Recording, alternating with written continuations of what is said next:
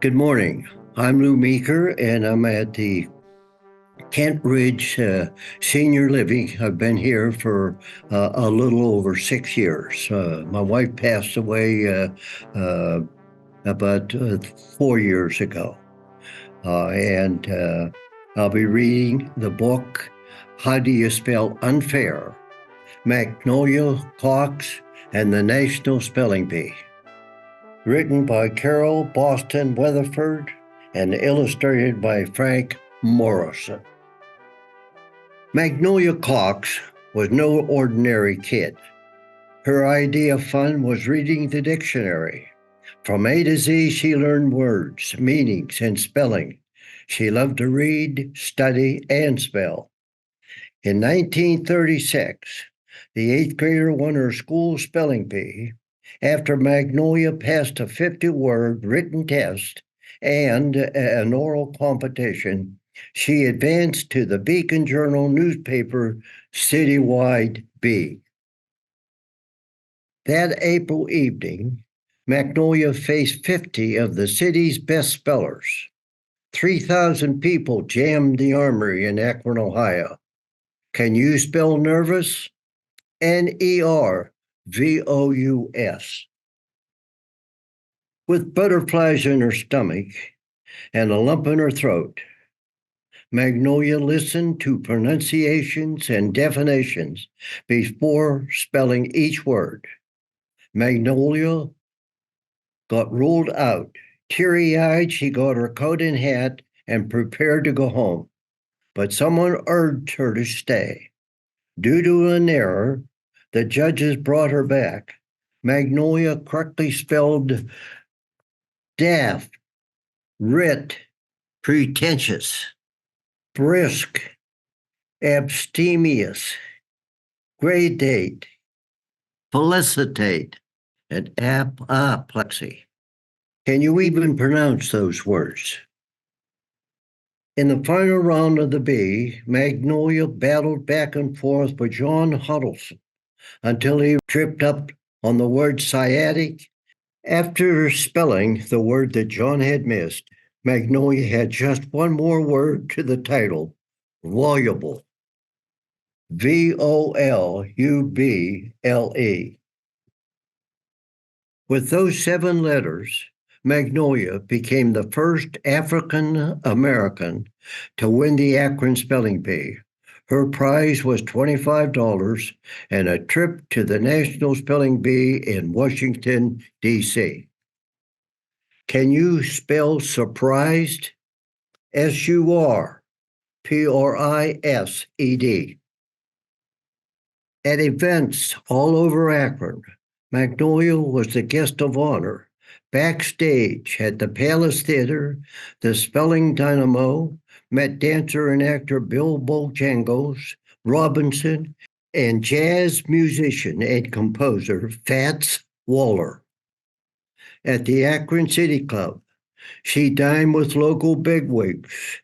African American clubs held fundraisers, and Black churches took up offerings to help her with the travel cost.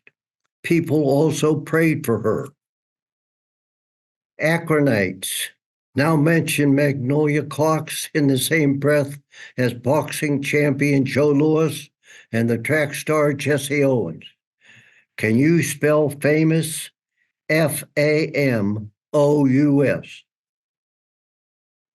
Letters and telegrams poured in from far and wide. Magnolia school community was rooting for her too. Her teacher, Miss Grieve, bought her a new dress, and a man gave her a beautiful necklace. Magnolia also received 2 dictionaries to study. She spent 3 periods a day prepping for the National Bee. She memorized 100,000 words. Can you spell dedication? Dedication.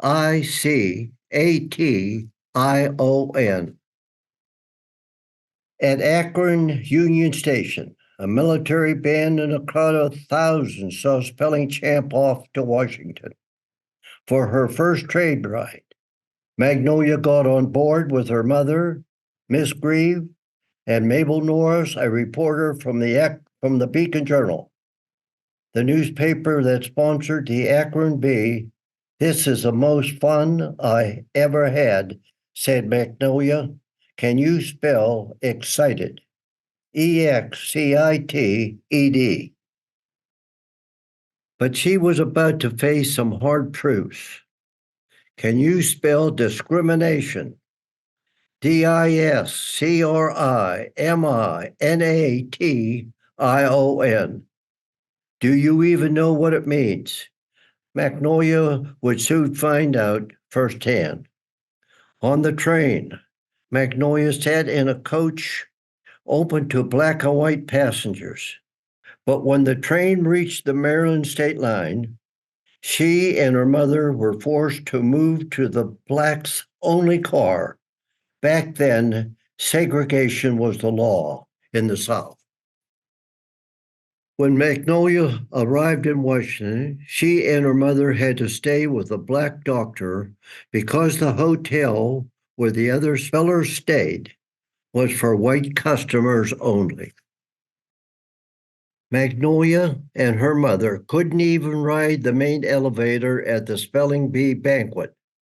They had to climb the stairs. Inside the banquet hall, they were seated away from the other spellers and their families. She and Elizabeth Kenney from Plainfield, New Jersey, were the first African American students to compete at the National Spelling Bee since 9 newspapers founded the competition in 1925. The 2 black girls had to enter the ballroom through a back door and were seated at a card table apart from the other spellers. Can you spell racism? RACISM. Though second-class treatment met her at every turn, Magnolia couldn't afford to get rattled. She had to concentrate and to believe in herself. She remained calm and nailed word after word. Can you spell focus? FOCUS. The judges threw harder and harder words at the spellers. In the audience, Miss Grieve, Magnolia's teacher, bit her lip. One by one, the competition fell. Elizabeth Kenney misspelled appellation and placed 10th. When Doris Rubin misspelled acceptability, Magnolia advanced to the final 5. The judges, mostly from the segregated South, couldn't seem to stump her. Then they threw a curveball, a word that Magnolia hadn't studied, nemesis. That's NEMASIS, she answered. Magnolia's teacher and the newspaper reporter protested. They argued that the word nemesis was not on the official list.